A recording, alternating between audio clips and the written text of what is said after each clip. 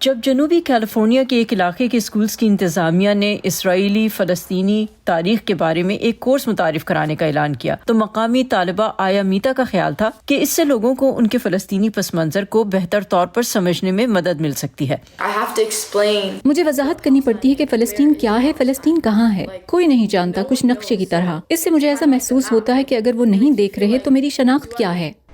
California کے قواعد و ضوابط ہائی اسکول کے طلباء کے لیے نسلی اور ثقافتی تاریخ سے متعلق کورسز کو لازمی قرار دیتے ہیں، لیکن ساتھ ہی یہ لازم ہے یہ کورسز تعصب یا امتیازی سلوک کی ناکاسی کریں، نہ انہیں فروغ دیں۔ ایسے میں جب 2024 میں سینٹا اینا کے علاقے میں اسرائیلی فلسطین سے متعلق کورس کا آغاز ہونا ہے، یہودی گروہوں کے ایک اتحاد نے اسے روکنے کے لیے مقدمہ دائر کیا ہے۔ ان کا کہنا ہے کہ اس میں یہود مخالف مواد شامل ہے۔ مقامی امریکی یہودی کارکن جوش فریڈمن کا کہنا ہے کہ مجوزہ نصاب یک طرفہ ہے۔ میں اس بات سے انکار نہیں کرتا کہ فلسطینیوں کا نقطہ نظر زیادہ تر ظلم و جبر پر مبنی ہے، لیکن ایک اسرائیلی نقطہ نظر بھی ہے جو دو ریاستی صورتحال میں رہنے کا ہے، جو محفوظ نہیں۔ اسرائیل پر بم پھینکے جانے کی تاریخ ہے، اس پر بحث نہیں ہوتی۔ جوش کی girl friend Stacy ازمن middle school میں پڑھاتی ہیں۔ وہ اپنے کلاس روم میں اور اپنے گھر میں نوجوانوں کو غزہ کی جنگ کے بارے میں بات کرتے ہوئے سن رہی ہیں۔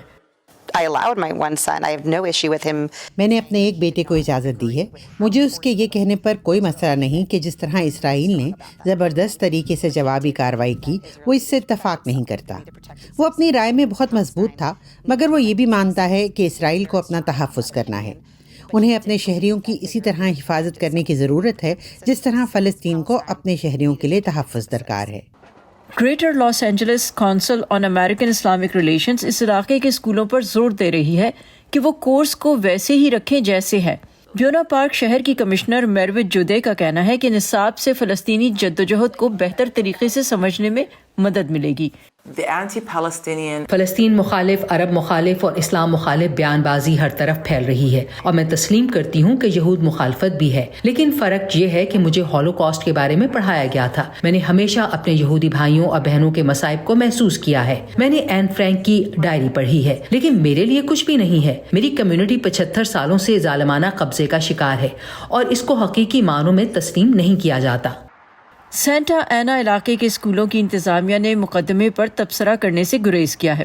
انتظامیہ نے پہلے ایک بیان میں کہا تھا کہ اسرائیل فلسطین تنازع پر ان کا کوئی سیاسی موقف نہیں ہے، لیکن وہ جانتے ہیں کہ اس معاملے پر لوگوں کی مضبوط رائے ہے، اور یہ کہ وہ ایک اچھی تعلیم کے حصول کے طور پر کھلے اور باعزت مکالمے کی حوصلہ افزائی کرتے ہیں۔ جینیا ڈولو کے ساتھ صبا شخان، وائس آف امریکہ۔